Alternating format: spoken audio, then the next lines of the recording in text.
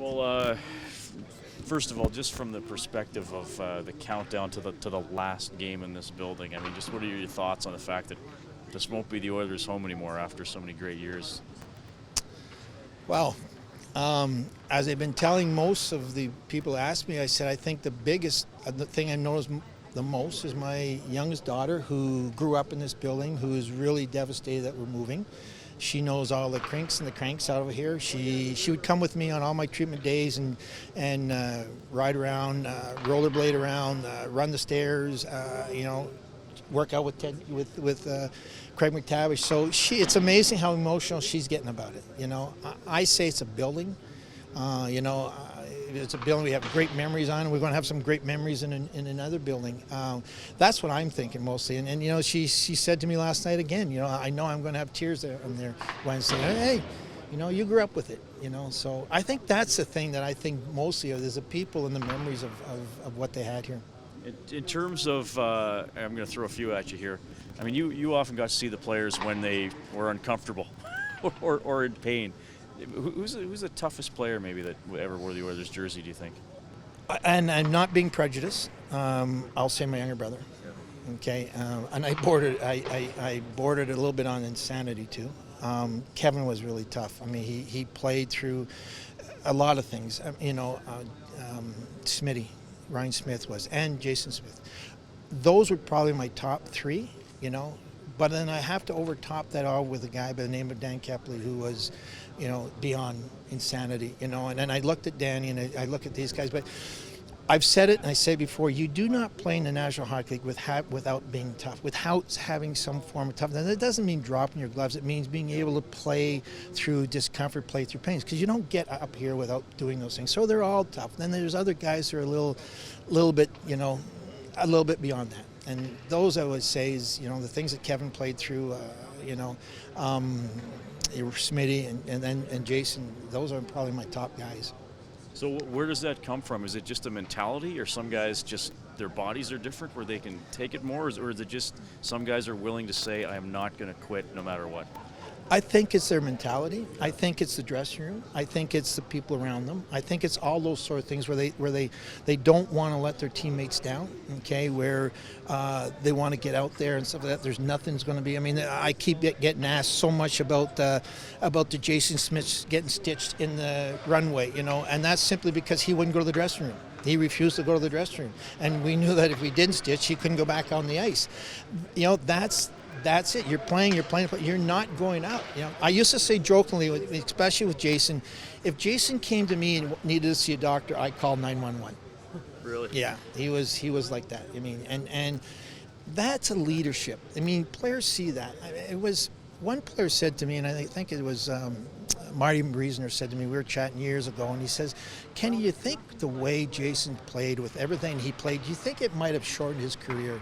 And I said, no, I think it really lengthened his career, because, you want this type of player. He played with a lot of things that you want the players to see, be able to, this is what you play through.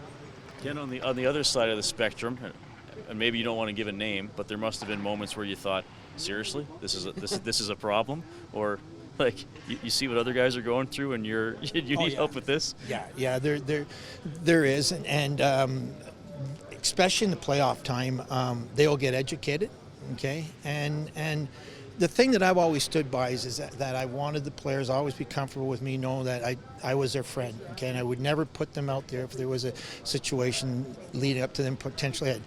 Management always knew that if you overruled me on a head injury, I'll resign on the spot, okay? And so coming from football, you saw concussions. You knew what concussions are. So, I mean, I was very strongly strong. So never once did I allow a player to play, but management never allowed him. Okay, I was never in all my years forced into a situation where I'm not putting that guy out there.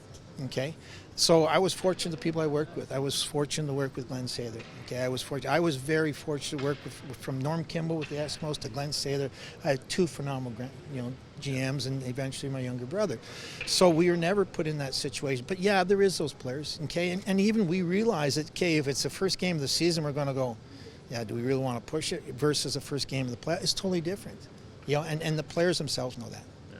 Have you taken any interest in some of this concussion stuff and these leaked emails and what they've been saying about, what they knew and didn't know? Because obviously you've seen it for a long time. So, I mean, surprised it's fine. I mean, have we taken too long to talk about this? Maybe. I can get in trouble. Well, I don't want to get you in trouble. Yeah. No, I just say that in the Oilers organization, as long as I've been here, okay, never once did we put a player out in a situation where there was a concussion, okay?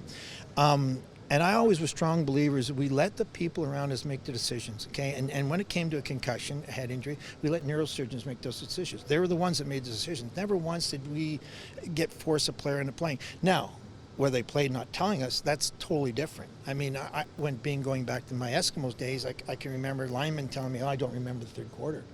I mean, like, they're going like, I should know that, okay? But they didn't tell you that. And so never once in my years with these guys did we ever question about playing a guy. I go back to Brian Marshman, okay, and playing him after 8 days after he had that seizure on the ice. And we did everything we could do to check him, okay? We even had been cleared by the neurologist. He was cleared to play. I'll always remember Brian saying to me, I'm out in the ice in Dallas, and him saying, Kenny, what's the difference between being dizzy and lightheadedness? And I'm going like, I don't know. What's that? And he literally went up and down the ice going like this, okay, circling. And then he gets to the end of the boards, he goes, I know what dizziness is now, okay? We played him a couple nights later, and I did not feel well about him playing. But he passed all our tests, okay? There wasn't a thing that he did not pass. That night, his roommate reported to me he was sick, and that was it. He was done. He was done for the rest of the season. And that's, from me, trying to get as much from him, and our doctors get as much from him. He technically didn't let us inform us of it. So when you're looking at now at the concussions, and the trainers I know from those years, there's no way that they would have put players out in that situation, okay? Maybe I'm ignorant, okay? But I know here at the Oilers we never did. All right. Not less serious questions now. So many great moments that you got to be a part of here. I mean, I don't know. Do you ever just look and be like, well, that's where I was standing where that happened? Or, oh, yeah, I remember looking up and catching that goal. I don't know. So many great things. No, I really haven't, because, you stop thinking, I've been really lucky. I've been really fortunate. I was able to win a Grey Cup with Warren Moon, okay? I was able to win a Stanley Cup with Mark Messier. I was able to go to the Olympics with Wayne Gretzky. I won all those sort of things. There's really nothing that I can say. I just say I've been really fortunate to have been associated with all these things. Being with the people I've been with,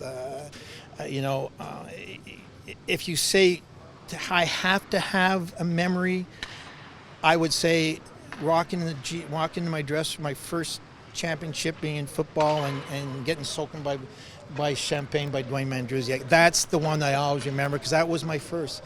But after that, they all were great, because it was all the people I was with. Ken, I want to ask you, talking to these other guys, they talk about how they spent so much time here, it almost became like their home. Had to have been the same way for you. How did your facilities evolve over the years as the league started to evolve? Oh, the one thing about I'll keep going back and I'll reiterate, I was fortunate to have a Norm Kimball and a Glenn Sather, and Glenn always wanted to be the best. Glenn wanted to be up and coming, stuff like that. So our facilities were always better. I remember when I came over from the Eskimos, Glenn said to me, whatever you need to make us better, you get it. And so that's what we were. I've always looked at our facilities being phenomenal, and we're always being stepping forward. But you look back at some of the events. I look back at the '92 playoffs, which was mentioned to Terry, and walking after the end of the first period, and the dressing room was soaked. Was a foot of sewage was in it. Okay, yeah, the pipes had broken up top and it all come down and stuff like that.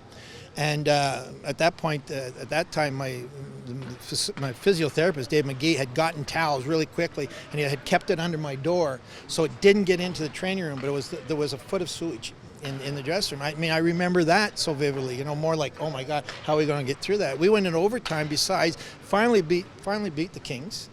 And if we had lost, we had been flying into LA that day, the day of the rides in LA.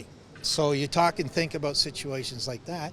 That after that, we got the dressing room changed. There was, they figured, okay, we have to do this. So we got the billing renewed and stuff like that. So that dressing room has been changed so many times that people who'd come in it now, especially from the early days, they won't know it. You know, so we were fortunate. We were fortunate, and you can see what we're doing now with the new building. There's no building around. I mean, Mike Barnett from the Rangers said to me last week we were at the Gussie Camp. He said, "I've been looking all over because the Rangers are looking at possibly doing something with their practice facility." And he said, "I've looked all over the world. There's nothing close to what you guys are putting up." And I thought, that's impressive. And I realized 6 months later there's going to be something popping up even better. But at this point, there's nothing around that's going to be better. So to answer your question, we've always been fortunate to have the best.